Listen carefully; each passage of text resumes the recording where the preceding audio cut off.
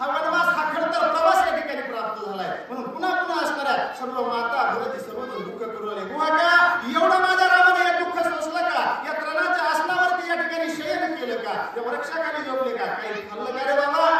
असं या अंतःकरणाला त्या ठिकाणी मायेनं सर्व माता आणि चौकशी करू लागल्या.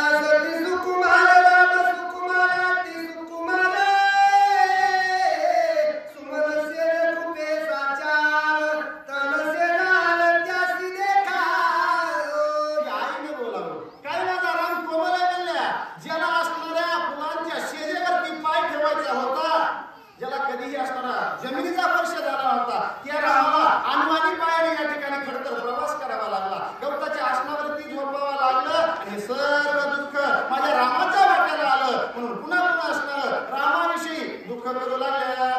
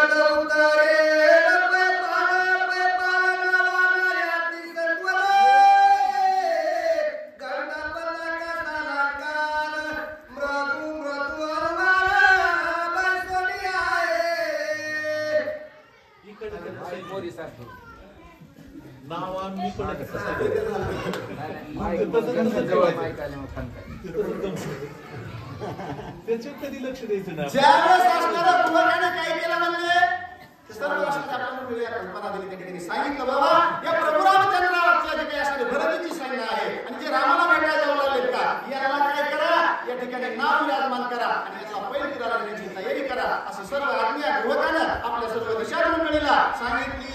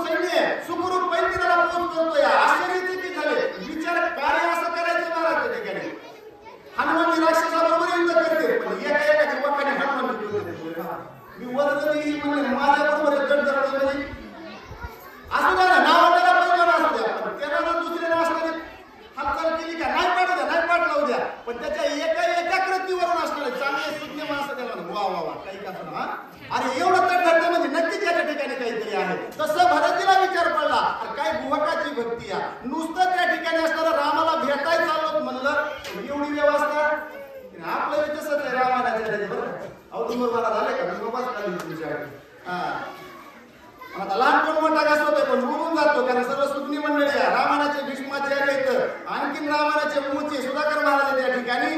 पण तुम्हाला रामायणाचार्य जसं म्हणते तसं एकच काम करायचं कारण मला आलेला अनुभव सांगतो. माझ्याकडे काही ज्ञान नाही, मी काही कुठल्या संस्थेत गेलेलो नाही, घर परपांच्या बघूनही असलं तोडकं मुडकं रामायण सांगतोय. पण ज्याचा आचरण शुद्ध आहे त्याचा परमार्थ शिकला जातो. नाही तर बाकी हे बोलाचाच भातन बोलाचीच कधी जमत नाही. गावगाव रामायण सांगायचं. महाराज तुमचं कसं म्हणलं की शून्यात जमतंय का असं नाही. बोले तैसा चाले त्याची वंदावी पाऊले. महाराजांनी सांगितलं रामायणातलं काही ना काही आपल्याकडून आचरण होत असेल सावंत महाराज तरच आपण रामायणाचार्य म्हणून म्हणजे आचार्य मला कळायला येतो. प्रत्येक ठिकाणी जातो तर बरेच महाराज मला हे रामायणाचार्य भागवताचार्य कुठे गेले आचार्य बरोबर आहे. मग ते मला कळायला गेले हे तर कुणी विचार करी नाही गेले. आपण कुणाला लावायला लागलो काय व्हायला लागलो त्याचा काय अर्थ होतोय पण भुगा द्यायला लागले पंजाब लावलं त्या ठिकाणी असं नाही महाराज. या ठिकाणी असणारं गुहकाची ही भक्ती पाहून भरतीला विचार करावा लागला. आपण म्हणतो भरत भक्तीचा पण त्याही भरतीनं आश्चर्यचकित झालं. विचार केला गुहकाकडे पाहून की काय याची भक्ती श्रेष्ठ असेल ज्याला रामाची प्राप्ती झाली, रामाचं दर्शन झालं. पुढे बोलू लागले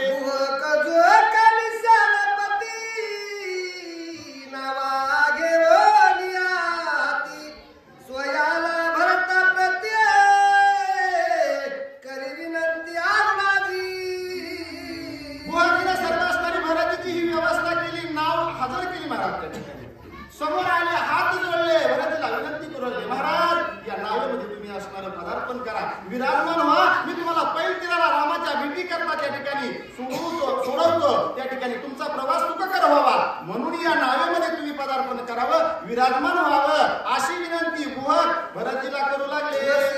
चरणावरी गुहक लोटांगण करे तुम्ही तारक भवसागरी स्वामी नावेवरी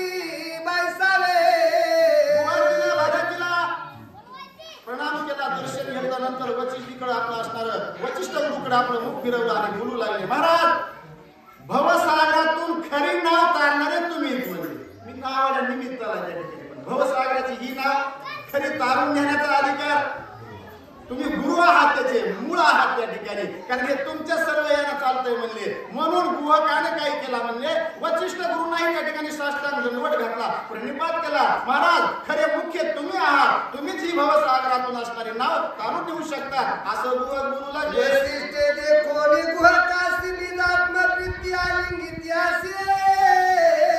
आजीचा तारक तुआ मावोसी परपरासी न्यावया बोलू शकत नाही तुम्ही. काय अधिकार आहे वशिष्ठ गुरुचा? ही एक कथा बोलली लंगोटी पिंपी आणि सूर्याच्या जागेवर विराजमान केली. हो केली पण काय झालं होतं ते विश्वामित्राचं वशिष्ठ गुरुचं वाढलं होतं मुळात आणि काय या विश्वामित्राला काय करायचं आणि मी एवढं तपस्या करायचं तुम्हाला हा ऋषी कशाला म्हणतात बरोबर ऋषी वशिष्ठ गुरु बाकी म्हणजे हा आपल्याला शिकायला कोण दाखवायची विश्वामित्र ये डोंगराकडे ये म्हणजे जा काढल्या ते म्हणजे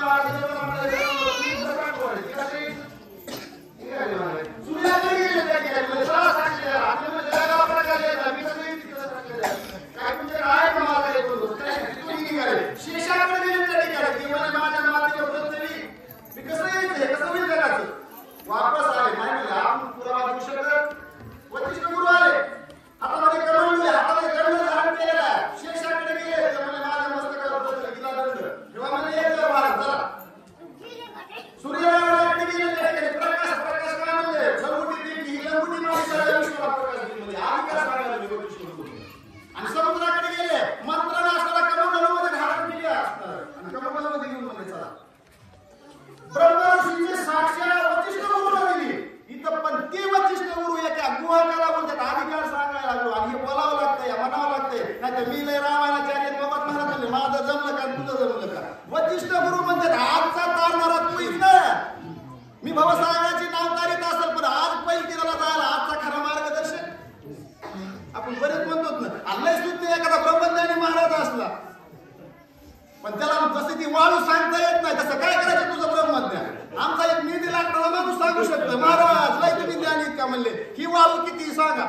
ते बसलं आणि मला आतमध्ये टाकलं ते मोजायला एक म्हणले असे असते का वाळूचं मग म्हणले घेतली हातात म्हणले ही मुठभर वाळू ना उत्तर कुठे दिलं मीठ पाळायला दिलं. आणि काय करायचं तुमचं ब्रह्मज्ञान तसं ज्या त्या टायमाला ज्याला त्याला प्राधान्य द्यावं लागतं ना. तुम्ही इकडले मग सुज्ञ असतात म्हणले मी मग ब्रह्मज्ञानी आहे पण आजचा तारणारा तूच गुहा का असं वचिष्ठ गुरु बोलू लागले.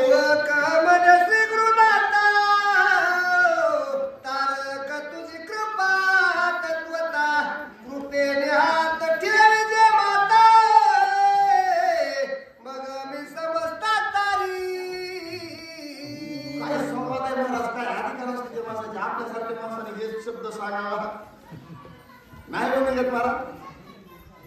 आणि हे निघलं का त्यावेळेस असे शब्द निघते असा संवाद होतो. या गुहा प्रति उत्तरामध्ये बोलले वा वचिष्ठ गुरुना महाराज मी तारणारा होईल तुम्हाला पण मी तुम्हाला तारणारा होण्याकरता तुमचा कृपा आशीर्वाद माझ्या माथेवर राहूया म्हणले हात द्या मला त्या ठिकाणी माझ्या मस्तकावर हात ठेवा असा कृपा आशीर्वाद द्या त्यावेळेस मी तुम्हाला पैलकीला देऊ शकतोय. मी निमित्त मात्र मी काही नाही गुहा घुमून गेला नाही. मोठ्या माणसाला